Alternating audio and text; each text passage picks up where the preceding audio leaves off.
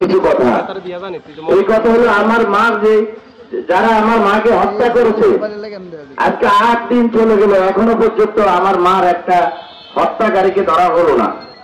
আমার এই সাংবাদিক ভাইদের উদ্দেশ্যে আমার একটু কথা, আপনারা, আমি আমার মায়ের সন্তান হিসেবে আমার মায়ের প্রকৃত যে খুনি, সঠিক তদন্তের মাধ্যমে ওই খুনিকে যেন ধরে সর্বশেষ শাস্তি যেন সে পায়, যেন অন্য সন্তানেরা যেন অন্যরা যেন এরকম আমার মতো মার না হারা।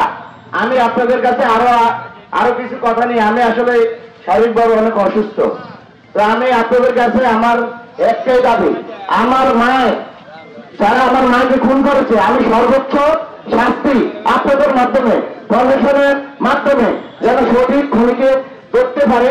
আমরা সকলে সহযোগিতা, আপনারা সহযোগিতা করবেন, প্রশাসনের সহযোগিতা করবে, যেন আমার মায়ের খুনিকে যেন আমরা ধরতে পারি।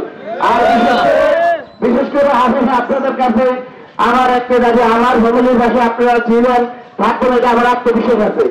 আমার বর্তমান ফ্যামিলির অবস্থা খুবই খারাপ, কেন এখনো পর্যন্ত আমি আমার নিরাপত্তাহীনতা ভুগতেছি। আমি আসলে কথা বলতে পারতেছি না যে আমি অনেক নিরাপত্তাহীন ভুগতেছি। আমি প্রশাসনের কাছে আপনাদের মাধ্যমে আমার নিরাপত্তা চাই। আর বিশেষ করে আসলে অনেকে গাড়ি অনেক জ্যাম হয়ে গেছে, আসলে আজকে আমি এটার জন্য অনেক দুঃখিত।